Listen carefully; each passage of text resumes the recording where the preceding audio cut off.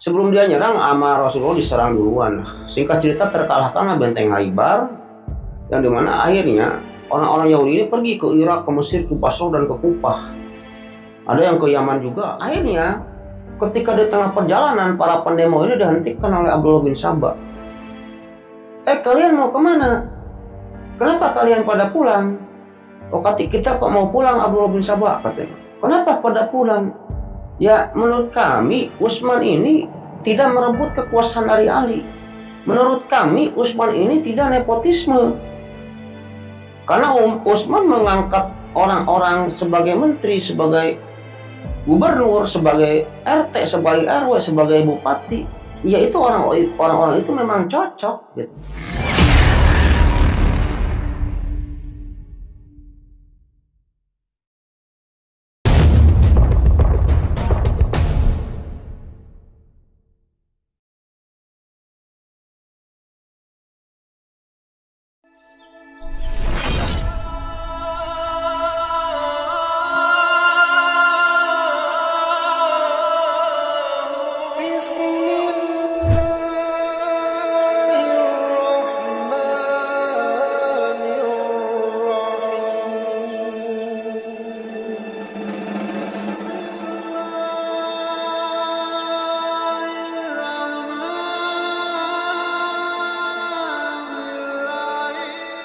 Assalamualaikum warahmatullahi wabarakatuh. Bismillahirrahmanirrahim. Alhamdulillahirrahmanirrahim. Wabihi nasta'in wa ala umuri dunya waddin. Wassalatu wassalamu ala asyrofil anbiya'i wal mursalin wa ala alihi washabihi ajma'in, amma ba'd.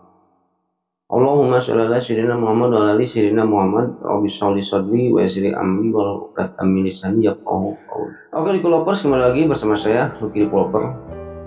Jadi pada video kali ini kembali saya akan melanjutkan kisah Sayyidah Aisyah, yang dimana saat ini berarti 48 kurang lebih ya, 48. Dan di part sebelumnya saya sudah menceritakan Sayyidah Aisyah ini dari mulai kecil sampai sekarang ini ya. Mungkin alangkah baiknya supaya ceritanya nyambung gitu developers ya. Sebelum developers ini menonton video ini, alangkah baiknya tonton dulu part 1-nya, part 2-nya, part 3-nya yang nanti akan saya tulis di deskripsi. Intinya kayak gitu developers. Ya mungkin sebelum lanjut ke ceritanya, tak bosan-bosan saya mengingatkan kepada developers semua ya. Jangan lupa like, comment, and subscribe. Supaya apa? Supaya saya tambah bersemangat untuk membuat konten-konten selanjutnya gitu. Dan bagi developers semua yang sudah subscribe di channel YouTube ini, saya banyak ucapkan terima kasih. Mudah-mudahan amal baik developers semua yang sudah subscribe di channel YouTube ini dibalas kebaikannya oleh Allah Subhanahu wa taala berpuluh-puluh kali lipat, beratus-ratus kali lipat, beribu-ribu kali lipat, dan berjuta kali lipat. Oke, kita lanjut ke ceritanya. Pada part yang lalu saya sudah membahas bagaimana kehidupan Sayyidah Aisyah ini pada zaman kekhalifahannya ayahnya sendiri yaitu Abu Bakar. Terus dilanjut dengan kekhalifahannya Umar dan bagaimana Umar terbunuh gitu ya. Dan setelah Umar terbunuh, kekhalifahan ini gitu ya, digantikan oleh Utsman gitu. Yang dimana sejarahnya gitu loh kerja. Setelah Abu Bakar ini meninggal dunia, sebenarnya calon khalifah ini ada beberapa orang gitu. Yang pertama Ali bin Abi Thalib, terus Utsman, kalau nggak salah Sa'ad bin Abi Waqqas juga ketika itu diusung jadi khalifah pengganti Umar ya. Jubair bin Awam, Abdurrahman bin Auf, dan Thalhah bin Ubaidillah kalau nggak salah. Orang-orang ini adalah semuanya sahabat Nabi, gitu. Semuanya orang-orang soleh gitu. Akan tetapi menurut riwayat Thalhah, Jubair, terus siapa lagi tadi? Sa'ad bin Abi Waqqas ya. Itu mengundurkan diri, yang tersisa ini cuman Utsman sama Ali. Intinya kayak gitu. Dan menurut voting gitu ya, Utsman lah menang dalam pemilihan sebagai khalifah. Akhirnya dipimpinlah khalifah setelah Umar ini oleh Utsman. Intinya kayak gitu. Pada masa pemerintahnya Utsman bin Affan gitu ya, ada sebagian orang yang menganggap bahwa pemerintahan Utsman bin Affan ini nepotisme lah gitu. Jadi Utsman bin Affan menarik atau mengangkat perdana menterinya, bernya RT-nya, lurahnya gitu, bupatinya, gubernurnya ini kebanyakan dari Bani Umayyah gitu. Dari Bani Umayyah. Dan bani-bani lain atau suku-suku lain ini tidak mendapatkan jabatan di pemerintahnya Utsman ini, intinya kayak gitu.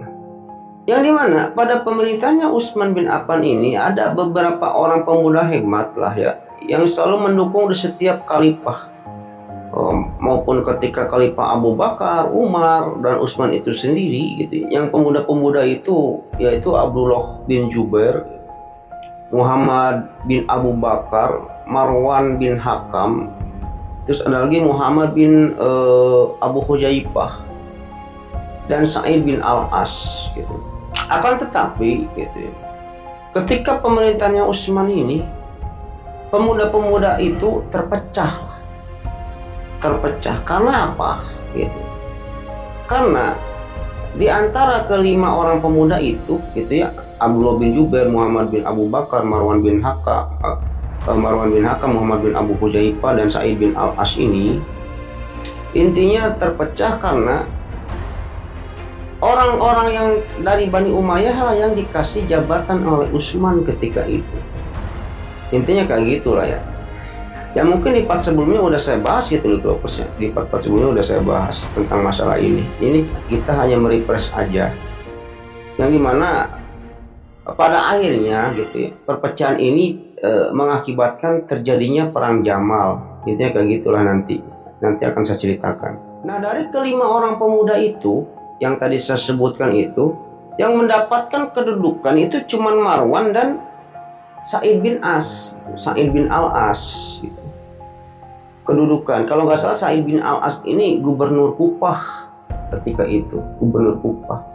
Akan tetapi gitu, Abdullah bin Jubair, terus siapa lagi, Muhammad bin Abu Bakar, terus Muhammad bin Abu Hujaifah ini gitu, tidak mendapatkan kedudukan gitu, tidak mendapatkan kedudukan atau jabatan lah gitu.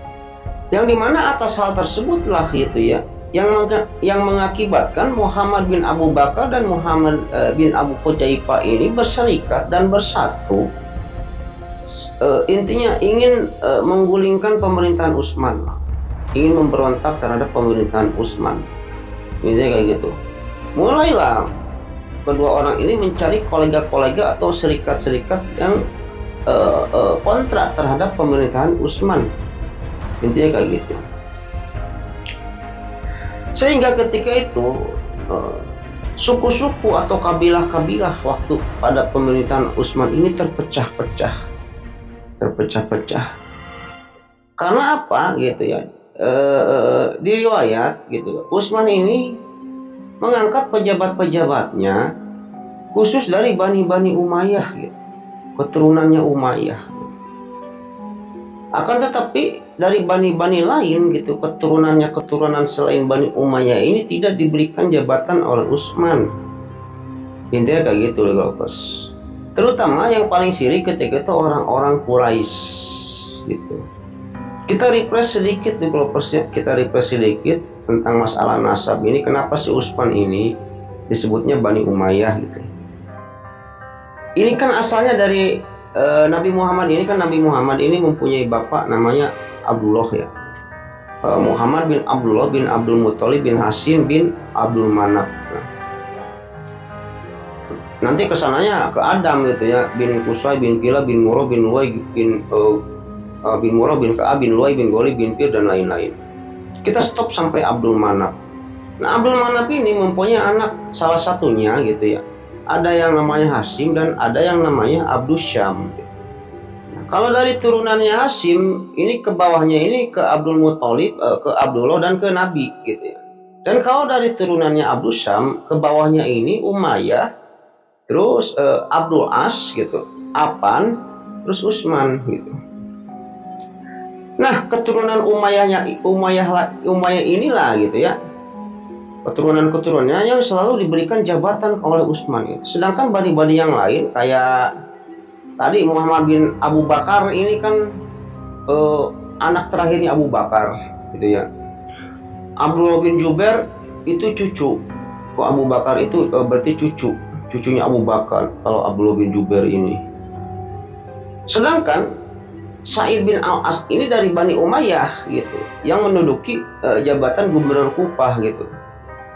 Kalau keturunan-keturunannya dari Bani Umayyah gitu, itu diberi jabatan sama Utsman itu. Intinya kayak gitu.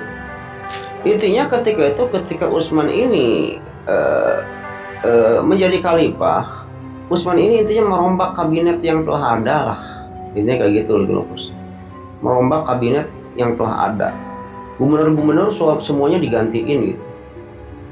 Kayak Walid bin Uqbah ini saudara seibu Utsman, dia diangkat menjadi gubernur Kufah gitu ya. Terus Abdullah bin Amir ini sepupunya Utsman, dia menjadi gubernur Basrah gitu. Abdullah bin Abi As yang ini saudara sesusu gitu ya, saudara sesusu Utsman, jadi dari gubernur Mesir.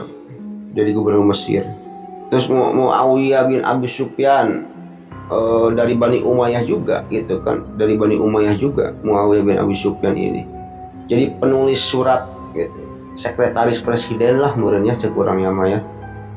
Sa'id bin As jadi gubernur Kufah dan lain-lain.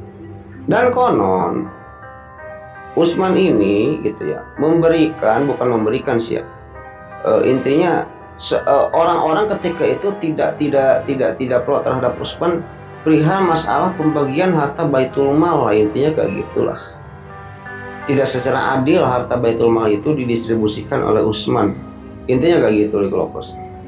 Nah, hal-hal inilah yang mengakibatkan terjadinya perpecahan antara masing-masing kabilah atau masing-masing suku ketika itu.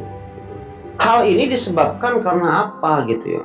Kalau dilihat dari sejarah gitu ya. Jadi anak-anaknya para sahabat Nabi ini kurangnya tertanam rasa taat kepada pemimpin, rasa waro, rasa juhud, rasa legowo seperti ayah-ayahnya terdahulu. Lihat kalau ayah-ayahnya mah ya dipimpinnya oleh siapa aja sok monggo legowo, kita taat kepada pemimpin, taat kepada ulil amri. Tapi ketika ada ayah-ayahnya sudah meninggal, ini rasa apa istilahnya, rasa waro, juhud, taat kepada pemimpin gitu agak kurang tertanam pada diri masing-masing anak-anaknya para sahabat Nabi itu. Itu yang pertama.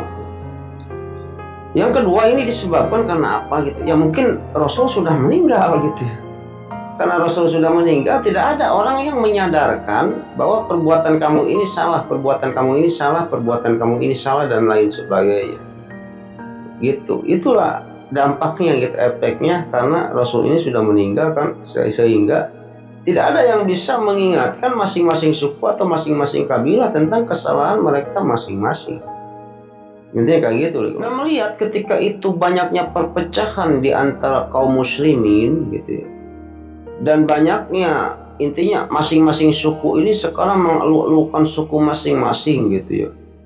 Oh, itu Romawi ditaklukkan murun karena adanya suku Bani Adi. Oh, murun karena adanya Bani Umayyah, kata Bani Umayyah. Oh, murun enggak, murun itu mah berkat Bani Tamim dan sebagainya. Oh, itu mah berkat Bani Murrah. Oh, itu berkat Bani Hashim. Oh, itu berkat Quraisy gitu dan sebagainya. Mulailah mereka semua ini membanggakan suku masing-masing. Intinya kayak gitu loh, Bos. Melihat banyaknya perpecahan di antara suku-suku umat Islam ketika itu, muncullah seseorang yang bernama Abdullah bin Saba al-Yahudi. Abdullah bin Saba al-Yahudi.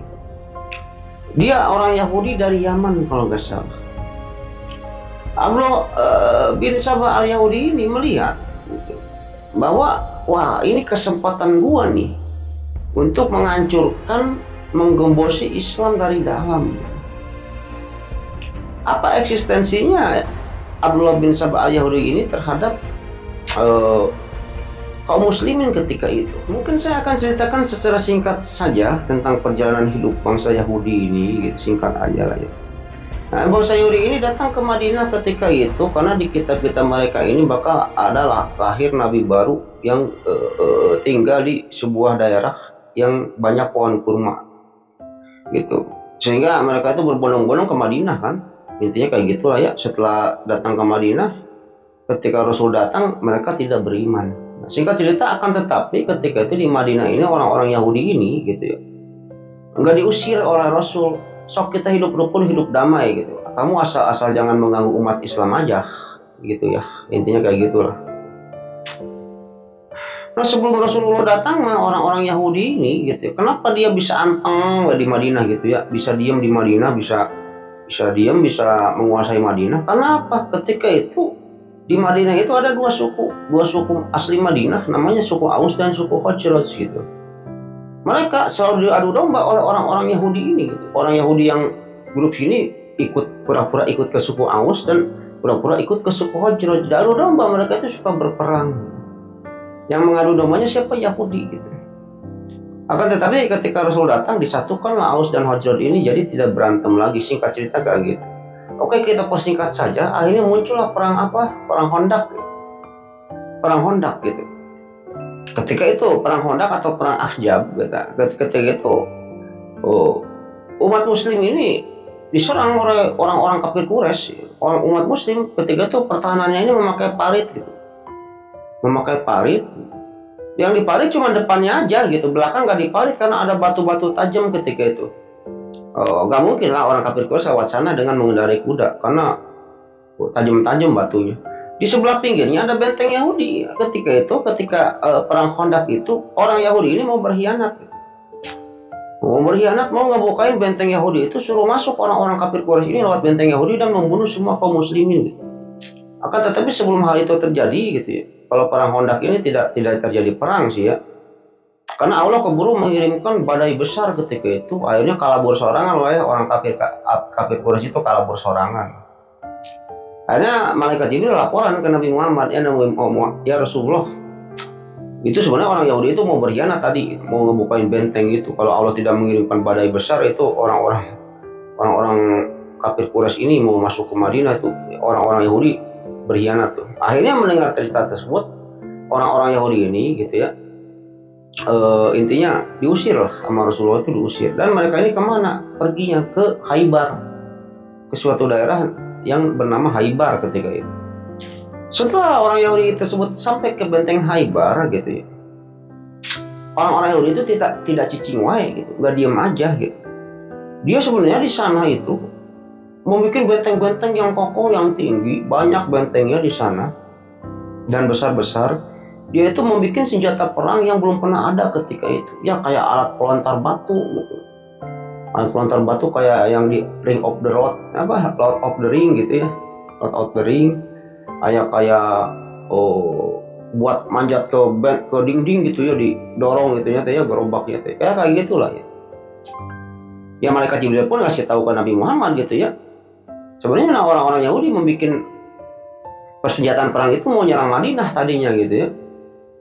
Ya keburu keduluan ketahuan sama malaikat Jibril gitu. Mata-mata Rasulullah sama malaikat Jibril. Muhammad, itu sebenarnya orang-orang Yahudi itu mau menyerang Madinah tuh. Dia udah menyiapkan persenjataan di Khaybar. Sebelum dia nyerang, sama Rasulullah diserang duluan. Singkat cerita terkalahkanlah benteng Khaybar, yang dimana akhirnya orang-orang Yahudi ini pergi ke Irak, ke Mesir, ke Basra dan ke Kufah. Ada yang ke Yaman juga gitu ya. Pergilah gitu ya, orang-orang Yahudi ini kocar kacir menyebar akhirnya. Ada yang pergi ke Irak, ada yang pergi ke Mesir, ada yang pergi ke Basra, ada yang pergi ke Kufah, ada yang pergi ke Yaman. Setelah benteng Khaybar itu ditaklukkan, nggak dibunuh oleh Rasul, nggak dibunuh. Nah, semenjak pemerintahannya Abu Bakar, sebenarnya Abdullah bin Sabah ini, ya itulah dendam orang Yahudi ketika itu ya, intinya kayak gitulah. Orang-orang Yahudi itu sangat dendam sekali terhadap Islam ini, terhadap Islam ini. Nah, semenjak pemerintahannya Abu Bakar, sebenarnya Abdullah bin Sabah ini ingin menggembosi Islam dari dalam, seperti kayak pemerintahannya Utsman yang nanti akan saya ceritakan. Tapi ketika itu, pada masa pemerintahannya Abu Bakar, Islam masih kuat. Islam masih kuat. Sahabat-sahabat senior masih pada ada gitu. Meskipun Rasulullah sudah wafat gitu ya, sudah meninggal, sudah pergi ke Allah gitu, ke robnya gitu. Wah, jangan dulu dah pemerintahannya Abu Bakar nih, Islam masih kuat. Bergantilah ke pemerintahannya Umar gitu. Apalagi di pemerintahan Umar, orang-orang Yahudi, salah satunya Abdullah bin Saba gitu. Ini nggak bisa menggembosi pemerintahan Umar. Karena apa? Rasulullah pernah berkata bahwa Umar itu benteng fitnah gitu. Jadi selama Umar hidup, umat Islam ini tidak akan kena fitnah. Buktinya terbukti kan? Gak ada sejarah-sejarah fitnah di masa kekhalifahannya Umar. Gitu. Umar pun meninggalnya ditusuk oleh si Abu Lulu itu, Abu Lulu akhir. Nah, berganti pemerintahan ke pemerintahannya Utsman, hanya ketika melihat Abdullah bin Saba ini melihat, nah pada pemerintahan Utsman ini kacau balau. Jadi masing-masing suku sudah masing-masing. Nah, sebenarnya ketika itu Abdullah bin Saba ini mencoba mengadu domba antara orang-orang Mekah dan orang-orang Madinah gitu. Mau mengompor-ngompori orang-orang Mekah dan orang-orang Madinah perihal bahwa Utsman ini nepotisme, intinya kayak gitulah Abdullah bin Saba ini. Akan tetapi ketika itu orang-orang Mekah dan orang-orang Madinah tidak terprovokasi oleh si Abdullah bin Saba ini gitu. Gak percayalah Utsman nepotisme. Memang misalnya ke apa intinya gini lah. Memang benar keadaannya ketika itu gitu. Utsman ini memilih pimpinan atau menteri-menterinya dari Bani Umayyah. Tapi kan Utsman ini sahabat Nabi, Lovers. Utsman ini sahabat Nabi. Gak mungkin gitu.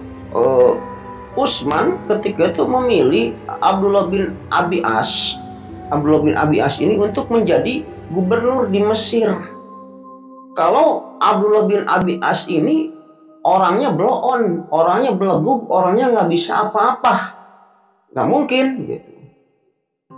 Menurut saya nggak ada lah intinya Utsman ini nepotisme nggak ada gitu. Itu hanya gembosan-gembosan ini aja, gembosan-gembosan orang-orang yang benci Islam aja untuk memecah belah ketika itu. Emang benar ketika itu gubernur atau bupati-bupatinya gitu ya, menteri-menterinya gitu, dipilih hampir semuanya dari Bani Umayyah. Tapi itu hasil ijtihadnya Utsman gitu.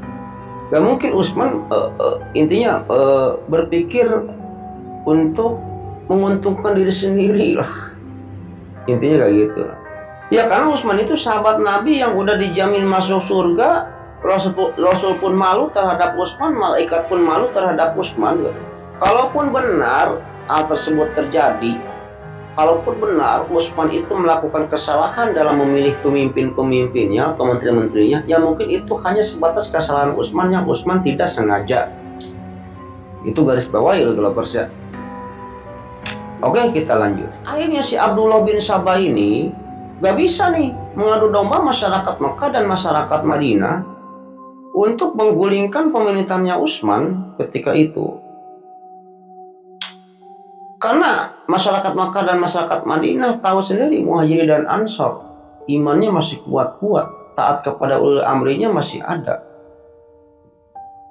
Akhirnya ketika itu Abdullah bin Saba itu pergi kemana? Ke Mesir. Karena ketika itu pada masa pemerintahannya Umar menjadikan Mesir, Irak, Basra, Kufa ini sebagai basis militer. Gitu. Nah, karena ketika itu orang-orang Mekah dan Madinah ini gak bisa diadu domba oleh Abdullah bin Saba ini pergi ke Mesir. Sebenarnya yang bisa menduduki itu, yang berhak menduduki kekhalifahan setelah Umar ini adalah Ali. Sebenarnya Utsman itu bermain licik lah sehingga dia menjabat pemerintah. Lihat tuh sekarang pemerintahan atau pejabat-pejabat atau menteri-menterinya ini intinya diangkat semuanya dia dari Bani Umayyah, dari kelompoknya Utsman. Bagaimana kalau kita demo, kata Abdullah bin Saba ketika itu, ke masyarakat Mesir ketika itu. Yang dimana di sini perlu kita ketahui gitu, di riwayat gitu, Abdullah bin Sabah ini yang pertama pendiri Syiah laknatullah ya. Pendiri Syiah itu Abdullah bin Sabah di riwayat. Dan aliran atau pengikut-pengikutnya ini disebutnya Sabaiyah. Dan kenapa Abdullah bin Sabah ini bisa leluasa aja gitu masuk ke Mekah, masuk ke Madinah gitu ya, pergi ke Mesir. Sedangkan ketika itu gitu, Mekah dan Madinah ini gak boleh orang non muslim tinggal di Mekah dan tinggal di Madinah, gak boleh.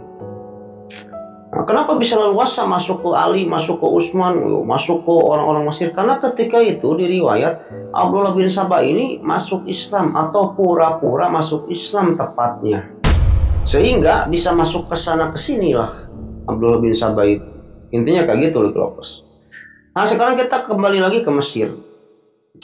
Akhirnya diprovokasi kayak gitu orang-orang Mesir ini gitu, mendengar ocehan-ocehannya Abdullah bin Sabah ketika itu. Ali katanya, Utsman mah nepotisme gitu. Utsman mah sebenarnya merebut kekuasaan dari Ali. Sebenarnya yang berhak memimpin itu Ali, sekarang itu bukan Utsman.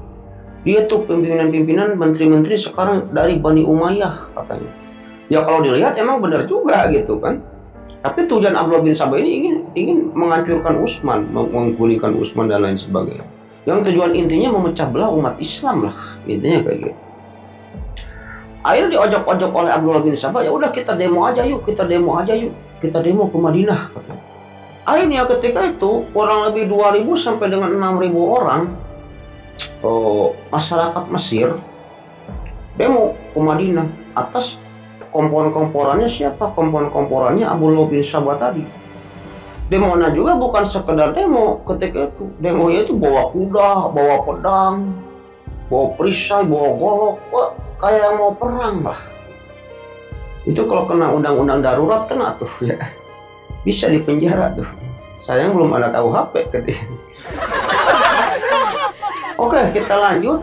Akhirnya sampailah pendemo atau ribuan pendemo itu di Madinah. Demo lah. Mana Utsman? Tolong jelaskan maksud kamu mengangkat Perdana Menteri semuanya dari orang-orang Bani Umayyah apa kepada kami? Jelaskan tolong. Tolong jelaskan apakah benar kamu ini merebut kekuasaan dari Ali dan sebagainya. Ketika itu melihat banyaknya pendemo, ketika itu Utsman ini lagi bersama Ali. Akhirnya Utsman ini menyuruh Ali gitu. Untuk intinya Utsman ini, Li, hadapin dong pendemo itu, kata Utsman ini. Li, hadapin pendemo itu kan pendemo itu kebanyakan orang yang pro ke Ali gitu ya, orang yang pro ke Ali. Mungkin dengan Ali yang menghadapin, mungkin pendemo itu akan redam. Tolong hadapin Li, kata Utsman. Tapi ketika itu Ali nggak setuju. Man, menurut saya yang lebih bagus itu ya kamu aja sendiri. Pendemo itu kan ingin mengetahui tentang alasan kamu mengapa banyak mengangkat Bani Umayyah, dan jelaskan oleh kamu bahwa kamu itu tidak merebut kekuasaan dari aku, kata Ali ketika itu kepada Utsman itu.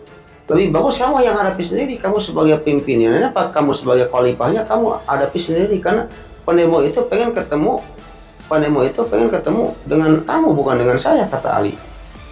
Hanya mendengar keterangan Ali tersebut, Utsman pun, oh benar juga ya, katanya. Ide yang bagus nih, kata Utsman itu. Ya udah, akan saya hadapi. Akhirnya Utsman pun ketika itu datanglah ke pendemo itu datang. Nah itulah ya, pimpinan yang baik itu seperti itu. Kalau ada pendemo datangin gitu kan, jangan kabur gitu. Datang Utsman ketika itu kepada pendemo. Akhirnya terjadilah tanya jawab antara pendemo dengan Utsman lah.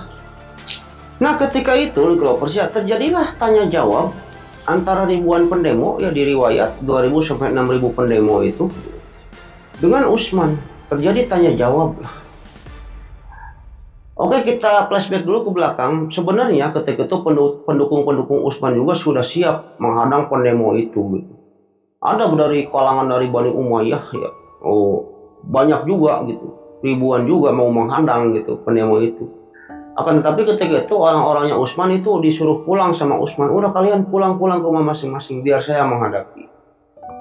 Nanti intinya api jangan dilawan dengan api lah, kata Utsman ketika itu.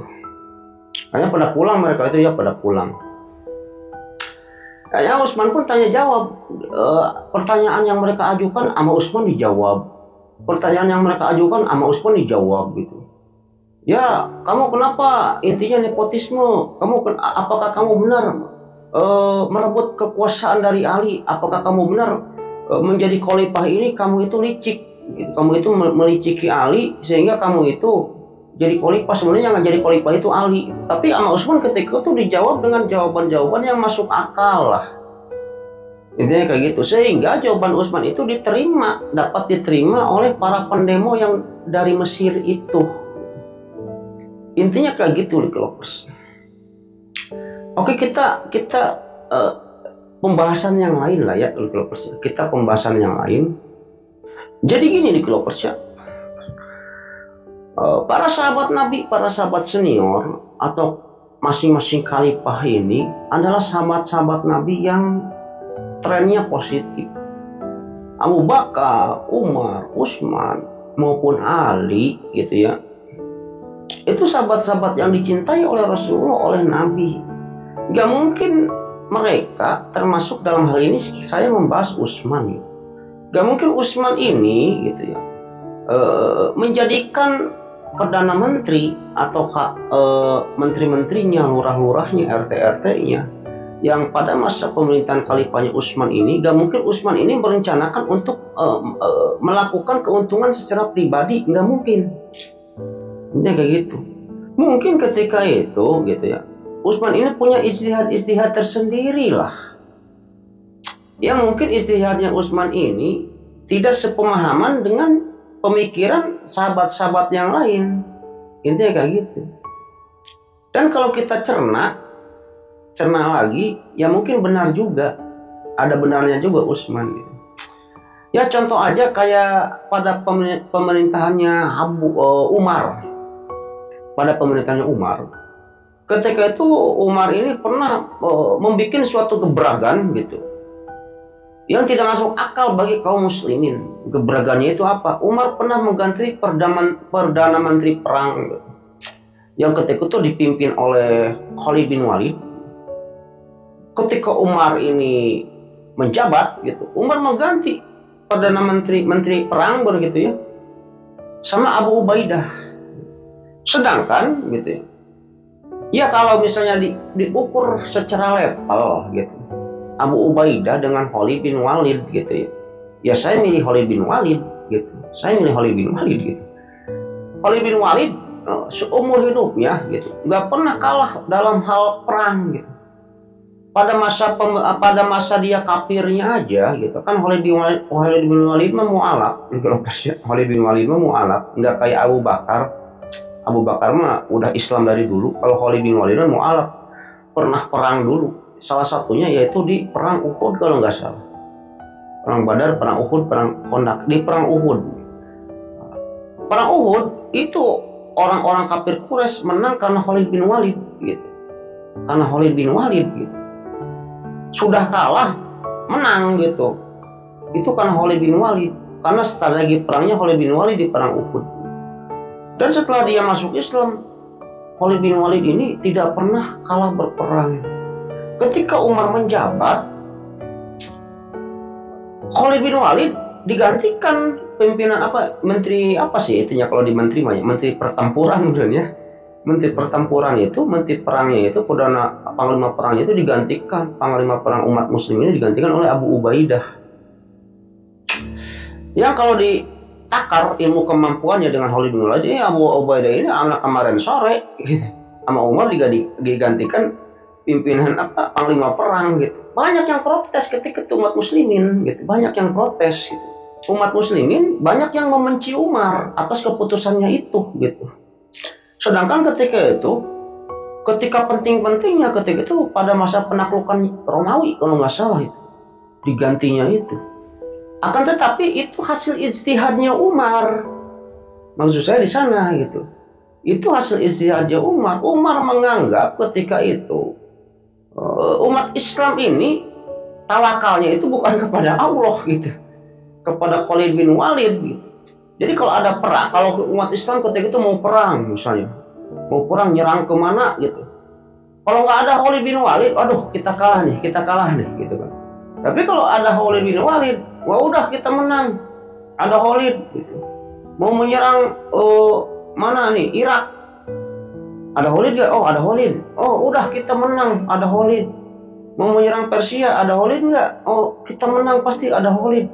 Umar melihat ketika itu umat Islam ini sudah tawakalnya bukan kepada Allah tapi kepada Khalid bin Walid. Seketika itu juga Umar menggantinya gitu, mengganti pimpinan perang itu dari Khalid bin Walid menjadi Abu Ubaidah gitu.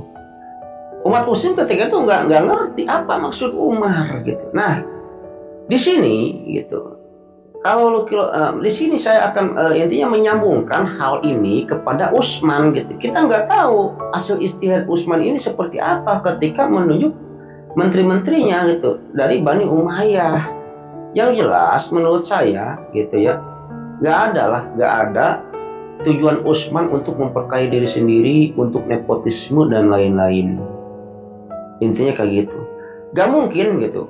Intinya inilah yang menjadi akar permasalahan orang-orang Mesir demo itu ketika dikompor-kompori oleh si Abdullah bin Sabah gitu loh Persia. Yaitu ketika digantikannya gubernur Mesir Amr bin As digantikan oleh Abdullah bin Abi Syaroh gitu. Abdullah bin Abi Syaroh itu dari Bani Umayyah. Intinya itulah. Gak mungkin Amr bin As gitu ya. Seorang Amr bin As kita tahu sendiri ya, orang hebat lah. Gak mungkin Utsman ini menggantikan Amr bin As yang pertama dengan orang bodoh. Intinya gitu, gak mungkin. Pasti Abdullah bin Abi Syaroh juga selevel dengan Amr bin As, mengetahui tentang intinya trik-trik mengatur, intinya apa sih? Mengatur sebagai gubernur itu gimana caranya? Pasti Abdullah bin Abi Syaroh juga tahu ilmunya. Yang pertama itu gitu. Yang kedua, gak mungkin hal tersebut Utsman lakukan karena keinginannya sebagai penguasa, keinginannya dari Bani Umayyah lah yang menguasai gitu. Intinya gini lah, gak mungkin Utsman melakukan hal tersebut untuk memperkaya diri sendiri atau untuk hal-hal jelek, hal-hal julid, intinya gitu gak mungkin lah ya. Nah kalau misalnya hal tersebut ada kesalahan terhadap diri Utsman gitu ya. Ya mungkin Lucky Lovers kalau membaca sejarahnya tentang Utsman ini gitu, tentang perang Jamal gitu Lucky Lovers ya, tentang perang Jamal. Kalau Lucky Lovers baca di kitab-kitab sejarah tentang perang Jamal nanti, pasti Lucky Lovers juga akan ada dualisme pendapat, ada yang pro ke Ali, ada yang pro ke Utsman gitu. Ada yang pro ke Ali, ada yang pro ke Utsman, ada yang pro ke Aisyah gitu. Kan perang Jamal itu nantinya pasukan Aisyah dengan pasukan Ali itu perang. Intinya kayak gitu. Yang dimana di sini kita jangan menyalahkan masing-masing kubu lah ya. Kita jangan menyalahkan masing-masing kubu gitu. Oh ini Utsman yang benar, oh ini Ali yang benar gitu. Oh ini Aisyah yang benar dan lain sebagainya. Mereka semua ini orang-orang ahli surga semua. Intinya kayak gitu. Ini hanya diadu domba aja oleh Yahudi, oleh Abdullah bin Sabah. Ini kepanjangan nih ya. Oke, kita lanjut ke pendemo tadi. Akhirnya Utsman pun menjawab pertanyaan-pertanyaan pendemo itu dengan jawaban yang masuk akal lah. Akhirnya pendemo itu pun puas gitu. Pendemo itu pun puas dengan jawaban Utsman itu. Akhirnya balik lagi ke Mesir pendemo itu. Balik lagi ke Mesir. Nggak terjadi chaos gitu. Nggak terjadi kekacauan. Balik lagi aja ke Mesir. Melihat pendemo itu pada pulang ke Mesir gitu, Abdullah bin Sabah jadi gondok kan, waduh kok nggak terjadi pertempuran, kok nggak perang gitu kan. Abdullah bin Sabah niatnya mau supaya perang pendemo itu, tapi Utsman menjawab pertanyaan-pertanyaan pendemo itu dengan jawaban yang logis lah. Akhirnya Abdullah bin Sabah gondok nih, aduh kok nggak terjadi perang. Akhirnya Abdullah bin Sabah tidak kehilangan akal lah ketika itu. Di sini ada dua riwayatnya. Riwayat pertama, ketika para pendemo itu pulang lagi ke Mesir gitu. Abdullah bin Sabah ini mendatangi Marwan bin Hakam gitu. Ketika itu Marwan bin Hakam nggak tahu ada yang demo di Madinah, nggak tahu gitu. Ya karena ketika itu nggak ada TV, nggak ada telepon, nggak ada WA ya, nggak tahu.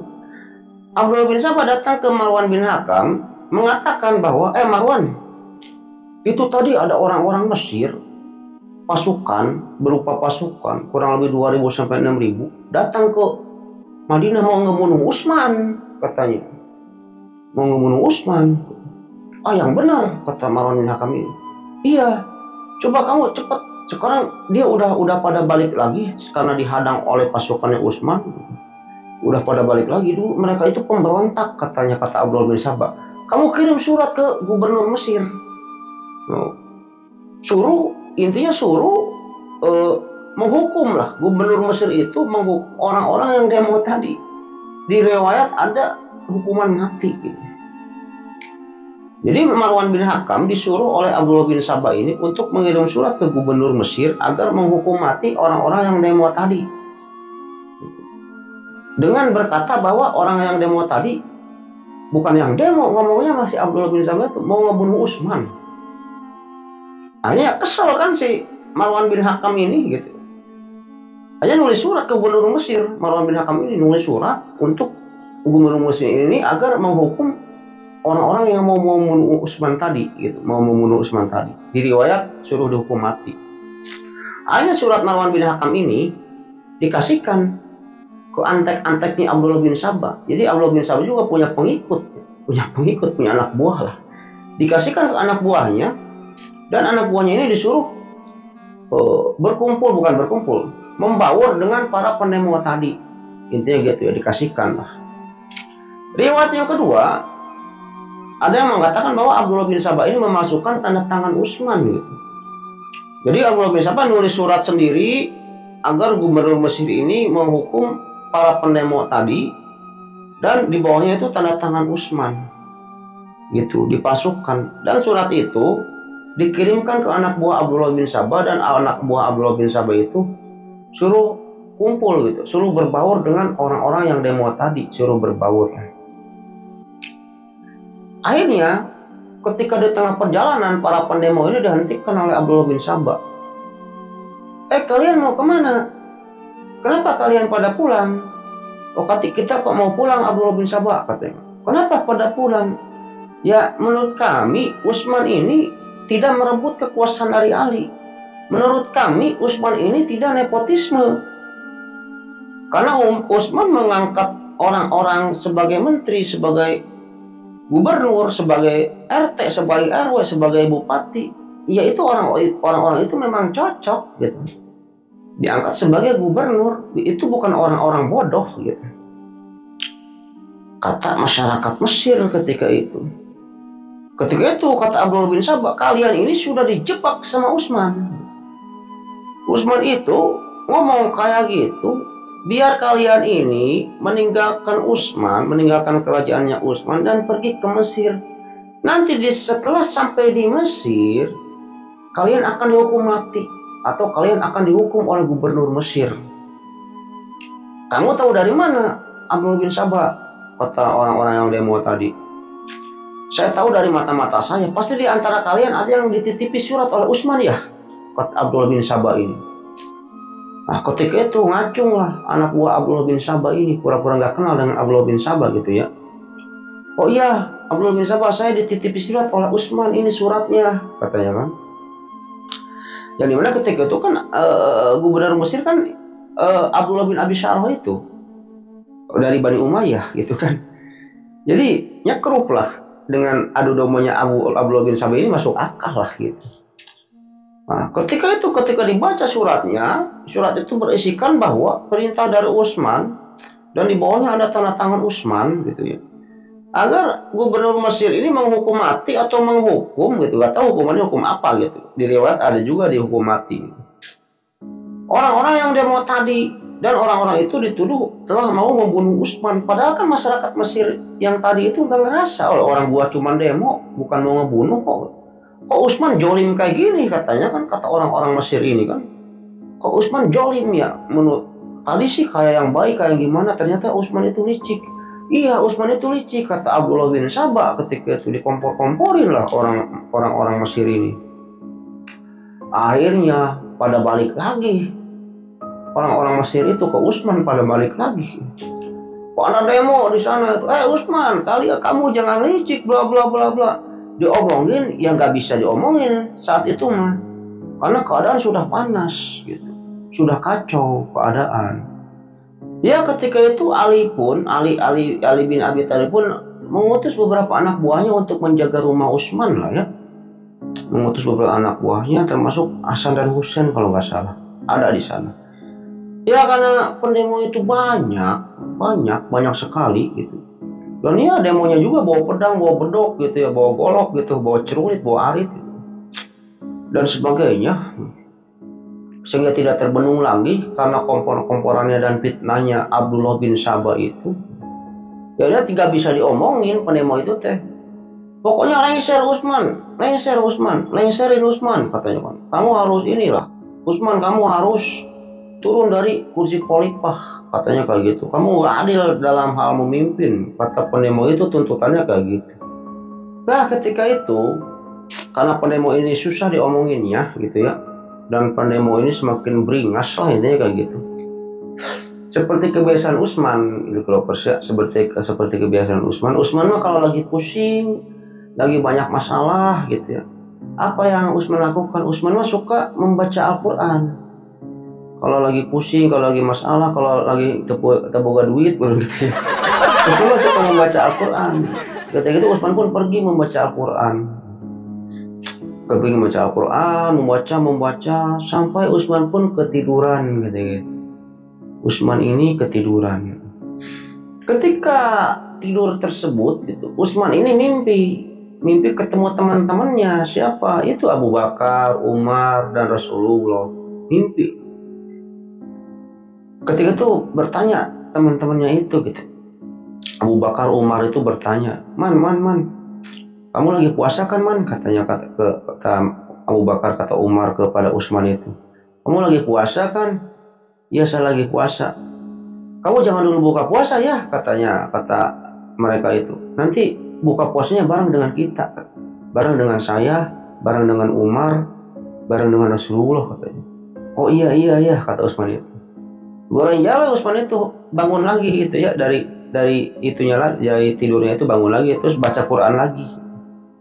Nah seketika itu juga di riwayat ada beberapa orang pendemo yang masuk manjat pagar gitu menurutnya, manjat pagar dan membunuh Utsman. Akhirnya Utsman pun terbunuh di sana. Intinya kayak gitu. Oke, kita singkat saja. Setelah kematiannya Utsman, ganti yang jadi pimpinan itu Ali bin Abi Thalib. Intinya kayak gitu. Ketika Ali bin Abi Thalib ini jadi khalifah gitu loh persnya. Ya mungkin nanti tentang cerita Abu Bakar, Umar, Utsman, Ali itu Muawiyah gitu ya. Nanti akan saya ceritakan di part-part tersendiri lah. Kita singkat-singkat aja ya, inti-intinya aja sekarang malah ya. Nah ketika itu lovers ya, ketika Ali ini menjadi khalifah, sebenarnya belum semua umat muslim membayat Ali, terutama dari grupnya Muawiyah gitu. Karena grupnya Muawiyah, Bani Umayyah ini, gua mau ngebaiat lu kalau pembunuh Utsman sudah ditangkap. Ketika itu kata Muawiyah, kata grupnya Muawiyah ini, itu kan dari Bani Umayyah.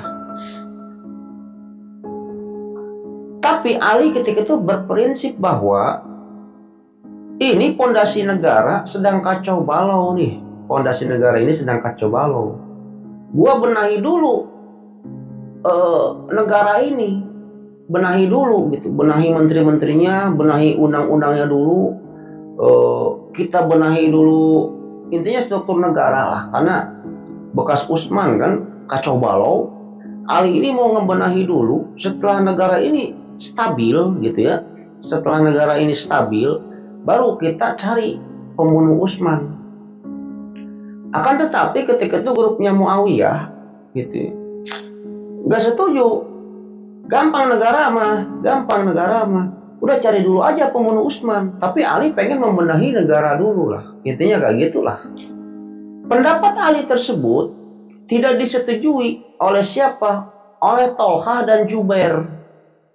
Tolha bin Ubaidillah dan Jubair bin Awam kita tahu sendiri itu sahabat Nabi, orang mulia. Ali juga orang mulia. Tapi mereka ketika itu berbeda pendapat. Tolha dan Jubair menghadap Ali. Li, menurut gua gampang negara mah. Nanti juga dibenahin sendiri, gampang lah gitu. Sekarang kita utamakan dulu aja gitu. Intinya kekhalifahan kamu ini tugas utamanya udah cari dulu pembunuhnya Utsman gitu.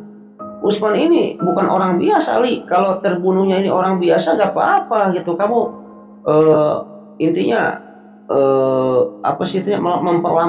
memperlambat untuk pengungkapan kasus ini gitu. Ini khalifah loh. Utsman ini orang yang memiliki dua cahaya. Orang yang pernah menikahi dua anak Rasul sekaligus gitu. Intinya kayak gitu. Tapi Ali ketika itu tidak menggubris nasihatnya, bukan nasihat ya, pendapatnya Tolha dengan Jubair itu. Nanti Deber, nanti udah gua beri gua waktu dulu dah. Gua mau ngebenahin dulu ini negara-negara ini kacau kan, masih kacau nih pondasi-pondasinya gitu kan. Intinya struktural negaranya ini dibenahi. Kalau sudah mantap strukturalnya, baru kita urus pembunuh Utsman itu siapa. Utsman, siapa tadi? Tolha dan Jubair ketika itu nggak setuju. Akhirnya dia itu ngadu ke siapa? Ke Aisyah gitu. Akhirnya pergilah ke Mekah. Tolha sama Jubair ini pergi ke Mekah. Karena ketika itu di riwayat Aisyah ini sedang ada di Mekah, nggak tahu sedang umroh, nggak tahu sedang haji. Datang ke Aisyah, "Ibu," kata Tolha dan Jubair itu. Ada apa Tolha, ada apa Jubair? Jadi gini Bu, menurut saya ini pembunuh Utsman ini harus segera ditangkap nih. Tapi ketika itu Khalifah Ali ngomongnya gampang katanya. Pembunuh Utsman mah gampang, jangan dulu sekarang. Bukan gampang sih ya, jangan dulu sekarang. Nanti juga akan saya ungkap pembunuh Utsman itu siapa. Tapi saya sekarang akan konsentrasi terhadap pembenahan negara dulu nih. Karena negara ini sudah kacau dulu nih. Saya mau benahin dulu gitu. Menteri-menterinya, pejabat-pejabatnya, strukturalnya, undang-undangnya dan lain sebagainya. Nanti baru kita fokus kepada pembunuh Utsman ini siapa. Tapi kalau menurut saya Ibu, kata Tolha dengan Jubair ini pembunuh Utsman ini harus cepat-cepat tertangkap. Karena apa? Kalau enggak cepat-cepat tertangkap, nanti takutnya akan ada chaos susulan, akan ada perang-perang susulan dari pendukungnya Utsman yang tidak puas dengan kepemimpinannya Ali. Gitu, kata Tolha dan Jubair ketika itu kepada Aisyah. Ketika itu Aisyah sepemahaman dengan Tolha dan Jubair, sepemahaman lah. Menurut ibu juga sih bener kamu Tolha, Jubair. Ibu juga sependapat dengan kamu gitu. Kalau ibu suruh milih gitu, ibu mah milih cepat-cepat pembunuh Utsman ini ditangkap. Karena apa? Untuk mencegah chaos susulan atau perang-perang susulan yang tidak puas dengan pemerintahannya Ali, kata Aisyah ketika itu. Terus informasi-informasi yang kamu ketahui Ber, kata Aisyah ini kepada Tolha dan Jubair, siapa aja yang kira-kira mengindikasikan akan melakukan suatu pemberontakan terhadap pemerintahannya Ali, yaitu Bani Umayyah yang nggak puas terhadap keputusannya Ali. Ya orang-orang Irak juga ada sebagian yang pro, ada sebagian yang kontra ke Ali dan lain sebagainya. Ketika itu Aisyah pun beristihad. Aisyah itu beristihad dan hasil istihadnya tersebut, Aisyah ini memutuskan untuk pergi ke Basrah. Basrah itu di Irak. Aisyah pergi ke Basrah, pergi ke Irak untuk apa gitu?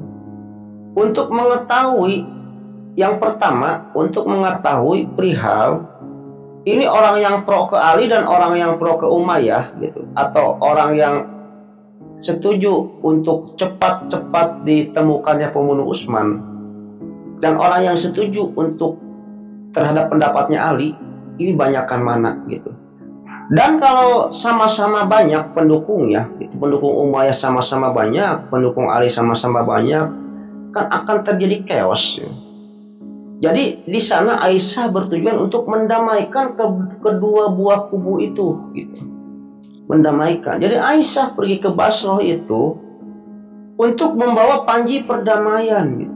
Udah kalian jangan pada berantem, kita duduk bareng, kita diskusi, gitu. Intinya berdiskusi lah. Ingin kayak gitu sebenarnya Aisyah itu pergi ke Basrah. Intinya kayak gitu, Kilopers.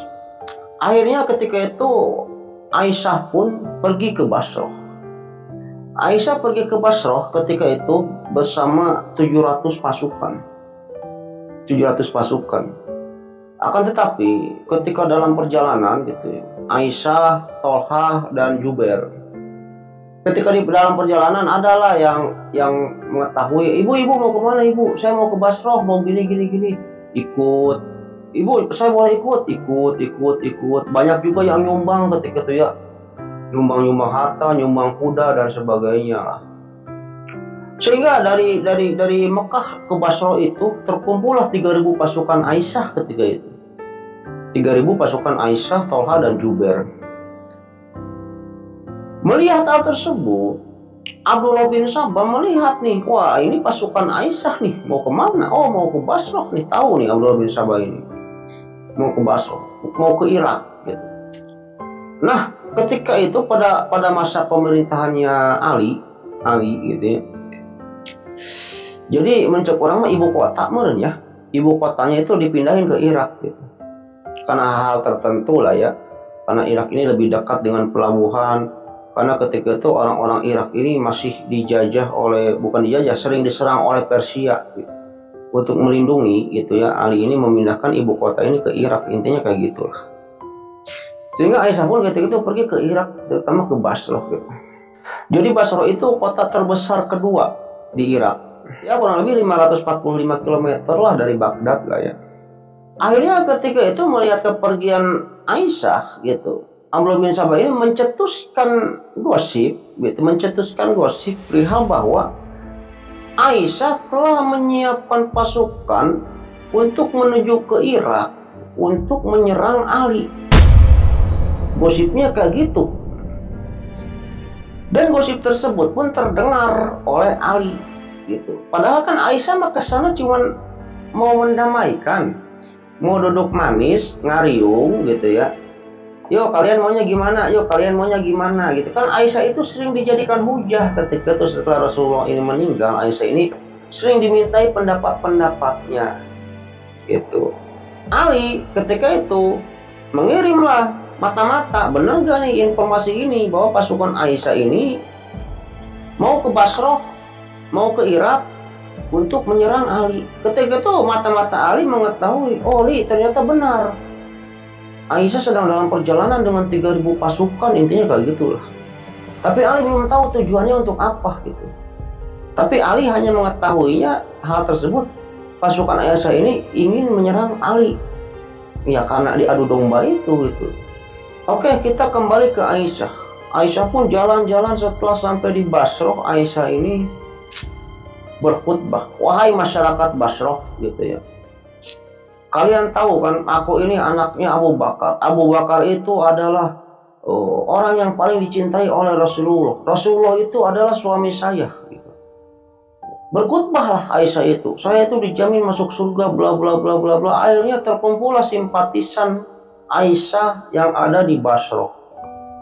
Gitu. Simpatisan Aisyah itu banyak di Basrah.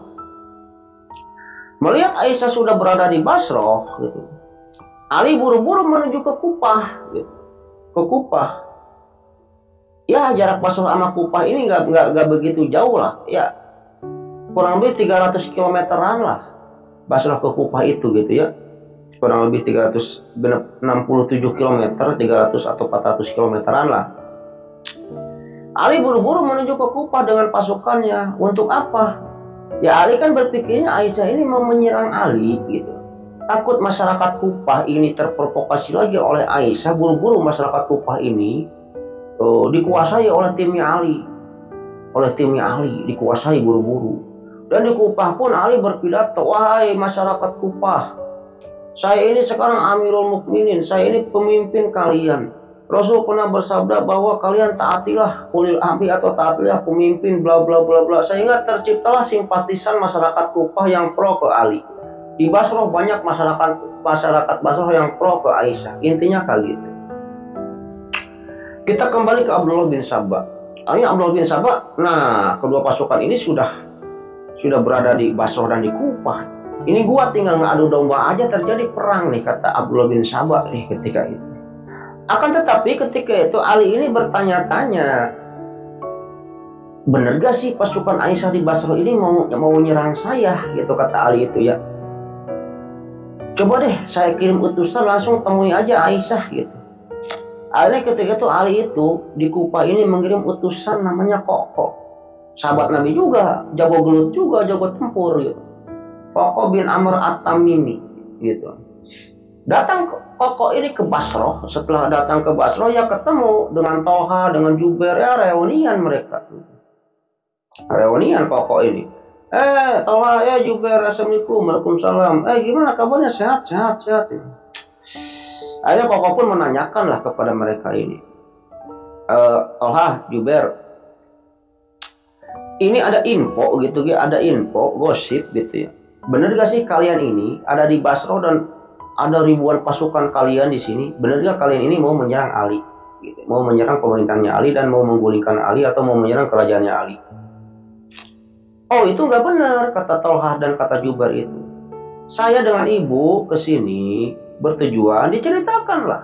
Kita ini datang dengan panji perdamaian. Kita ini mau intinya mau melihat masyarakat yang pro ke Ali segimana, masyarakat yang pro ke Muawiyah segimana gitu ya. Dan kita mau mendamaikan kedua belah kubu ini. Ibu ini mau mendamaikan gitu. Muawiyah kan kalau ada apa-apa kan ceritanya ke ibu, ke Aisyah gitu. Jadi Muawiyah ini kalau misalnya mau minta pendapat, minta saran, mintanya itu ke Aisyah. Dan begitu pun sebaliknya, Ali bin Abi Thalib juga kalau ada apa-apa itu suka minta sarannya ke Aisyah gitu. Nah Aisyah ini ingin mendamaikan kedua belah kubu ini, bukan untuk menyerang Ali, kata Tolha dan kata Jubair. Datanglah Aisyah diceritakan, benar ya Koko, saya ini kesini gini. Akhirnya lega Koko ini, ternyata tadi itu cuman gosip gitu kan, kata Koko ini. Tadi itu cuman gosip aja. Akhirnya berita tersebut disampaikan oleh Koko ini kepada Ali. Ali Pah, ternyata kabarnya ini salah, kayak gini. Aisyah ini ingin membawa panji perdamaian bla bla bla bla. Akhirnya Ali pun lega gitu kan. Akhirnya ketika itu. Akhirnya di malam harinya pun kedua belah kubu bisa tidur nyenyak nih. Grup Ali di Kufah, grup Aisyah di Basrah. Ali ketika itu di Kufah sudah terkumpul kurang lebih 10.000 pasukan. Lebih banyakkan pasukan Ali gitu ya. Aisyah udah 3.000 pasukan di Basrah. Dan di riwayat Aisyah pun pergi ke Basrah ini bersama istri-istri Nabi yang lain ya. Jadi para umul mukminin yang lain ini pada ikut lah. Wah mereka reunian gitu ya. Mereka itu reunian. Gimana kabarnya Hafsah, Zainab, wah pada akur lah sekarang, mereka pada akur ya.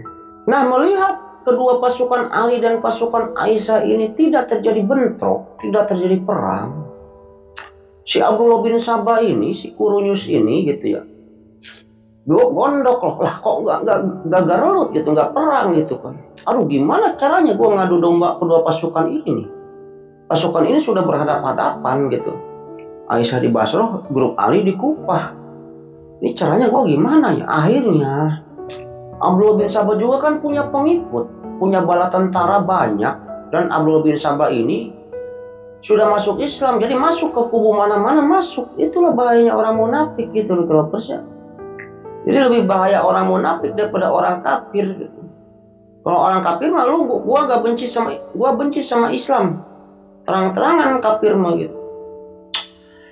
Gua benci sama Islam, terjadi perang Badar. Gua benci sama Islam, terjadi perang Khandaq. Gua benci sama Islam, terjadi perang Uhud. Gampang, jelas musuh kita itu gitu. Tapi kalau orang munafik nggak jelas musuh kita yang mana, karena orang munafik itu berbaur dengan kita, dengan orang muslim, intinya kayak gitu. Akhirnya ketika itu Abdullah bin Sabah itu kan mempunyai anak buah, banyak bala tentaranya, banyak pendukungnya. Akhirnya dibagi dua, grupnya Abdullah bin Sabah ini dibagi dua. Yang satu masuk ke kubu Aisyah, yang satu masuk ke kubunya Ali di Kufah, yang satu lagi masuk di kubunya Aisyah di Basrah. Akhirnya di malam hari itu setelah kubu Abdullah bin Sabah ini masuk ke Kufah dan ke Basrah, berbaur dengan orang-orang muslim grup Aisyah dan grup Ali. Akhirnya di malam hari itu kubunya Abdullah bin Sabah ini nyerang kubunya Aisyah, dipanahin gitu, lagi pada tidur itu dipanahin, dipanahin.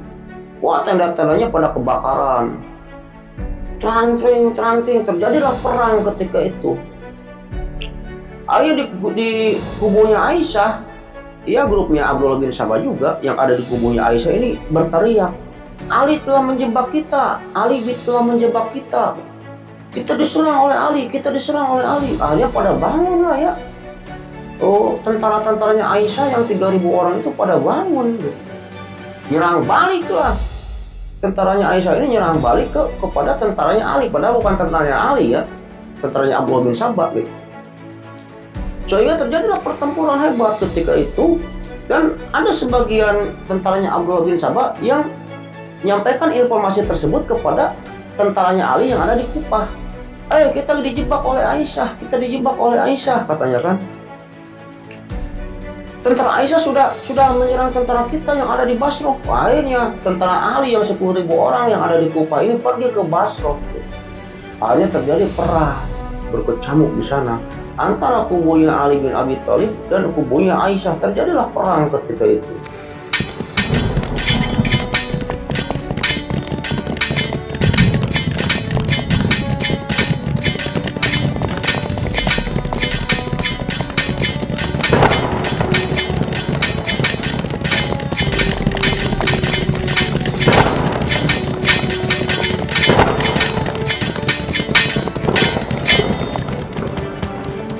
Perang tersebut karena apa gitu ya? Ya karena kehebatan Abdullah bin Sabah dalam mengadu domba lah, intinya kayak gitu.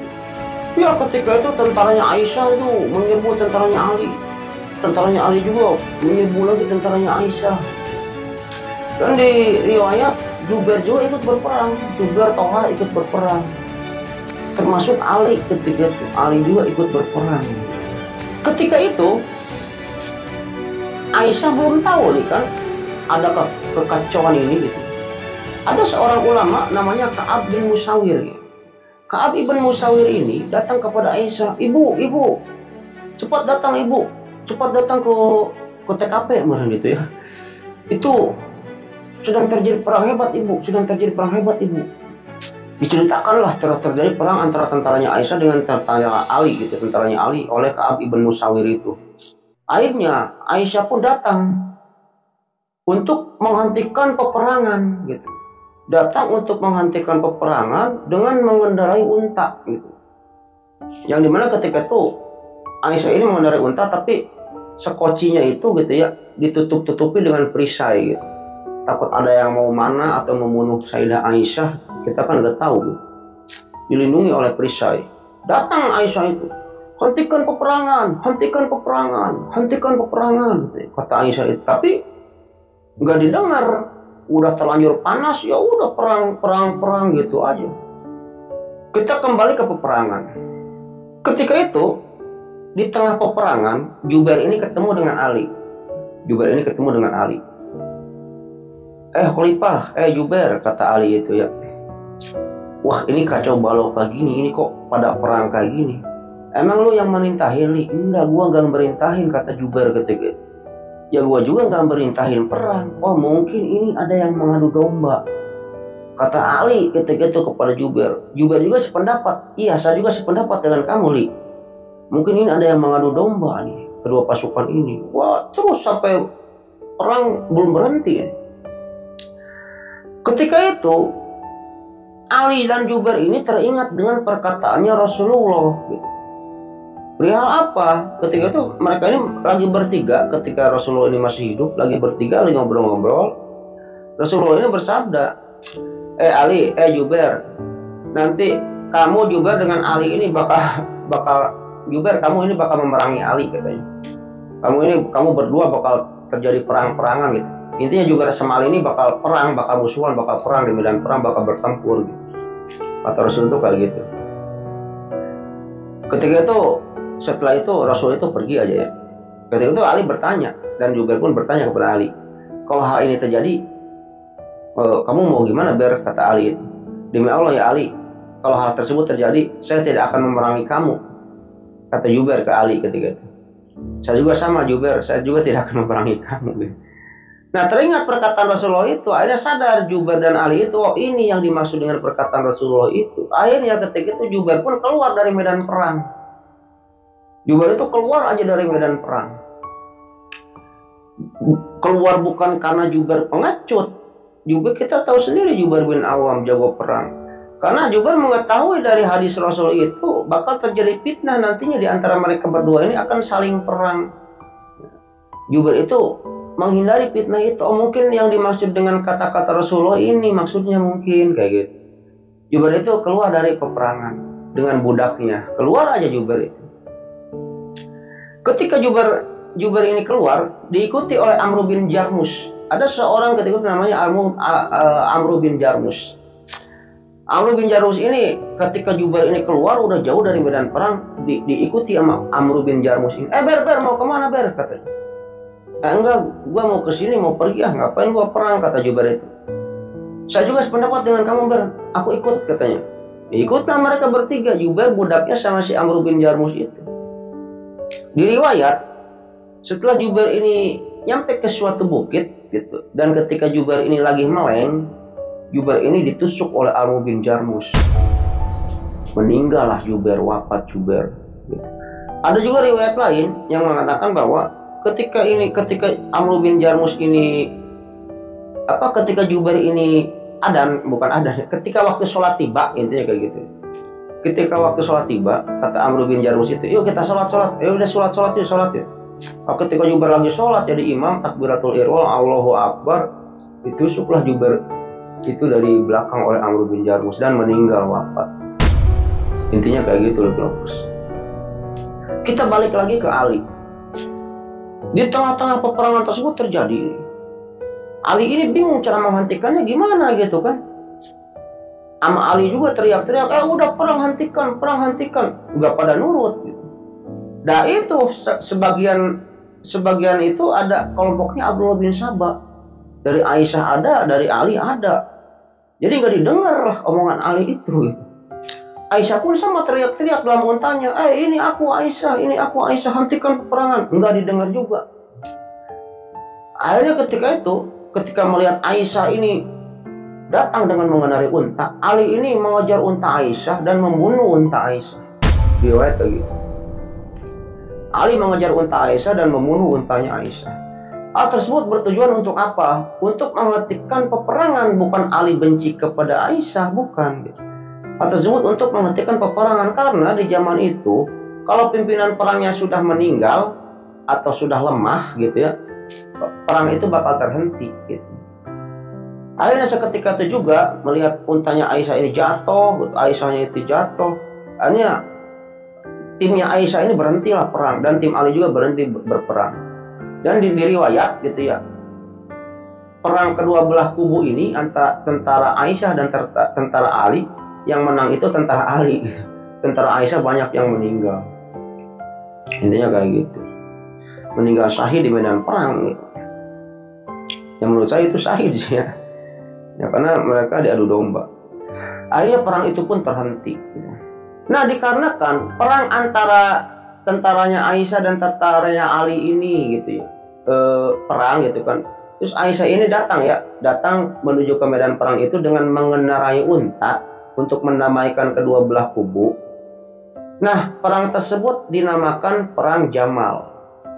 Jamal itu kan artinya unta gitu. Jadi perang Jamal ini dinisbatkan kepada untanya Aisyah gitu. Itulah kenapa perang ini dinamakan perang Jamal gitu. Karena ketika itu Aisyah ini mengendarai unta ke medan perang untuk mendamaikan kedua belah kubu, antara kubu tentaranya Aisyah dan kubu tentaranya Ali yang sedang berperang, dikarenakan diadu domba oleh siapa? Oleh Abdullah bin Sabah, diriwayat kayak gitu. Akhirnya sudahlah ya, kejadian tersebut berlalu. Akhirnya Aisyah pun pulang lagi ke Madinah. Setelah Aisyah pulang ke Madinah, dan Aisyah pun menyadari gitu ya, dalam perang tersebut banyak sekali terjadi meninggal, kehilangan nyawa umat muslim, baik dari tim Ali maupun dari tim Aisyah. Akhirnya setelah perang tersebut Aisyah pun suka merenung dan menyesali hasil ijtihadnya itu gitu. Coba saya nggak pergi ke Basrah, nggak akan terjadi banyak pertempuran, nggak akan terjadi banyak melayang. Saya itu orang bodoh, kata Aisyah itu. Menyesalilah hasil ijtihadnya tersebut. Dan Aisyah pun selalu berkata, andai aku tanaman, andai aku sebuah batu, andai aku tanah dan sebagainya. Karena menyesali keputusannya untuk pergi ke Basrah itu, intinya kayak gitu. Karena penyesalan itulah, akhirnya Aisyah ini memanggil Abdullah bin Jubair dan menitipkan wasiat kepada Abdullah bin Jubair bahwa, ya Abdullah bin Jubair, nanti kalau saya meninggal, jangan dimakamkan gitu ya. Saya jangan dimakamkan bersama Rasulullah, Abu Bakar, dan Umar. Karena saya tidak sesuci mereka, katanya kan. Makamkanlah aku di Baqi, kata Aisyah ketika itu kepada Abdullah bin Jubair. Kan tadinya Aisyah itu ngotot pengen dimakamkan bareng Rasulullah, bareng Abu Bakar gitu. Terus makamnya diminta oleh Umar gitu. Ya tapi rencana Aisyah ketika itu mau memaksa lah ya, mau memaksa. Jadi Aisyah itu mau empat orang gitu ya, Rasulullah, Abu Bakar, Umar, dan Aisyah gitu.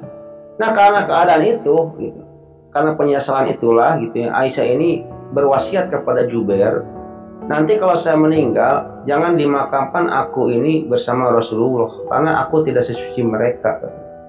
Jangan dimakamkan bersama Rasulullah, Umar, dan Abu Bakar, karena aku tidak sesuci mereka. Intinya kayak gitu, Likolopers. Yang dimana setelah peperangan tersebut, Ali bin Abi Thalib pun menghubungi Muawiyah dan meminta Muawiyah ini untuk cepat-cepat membayat Ali, karena takut adanya bentrok-bentrok susulan lainnya gitu.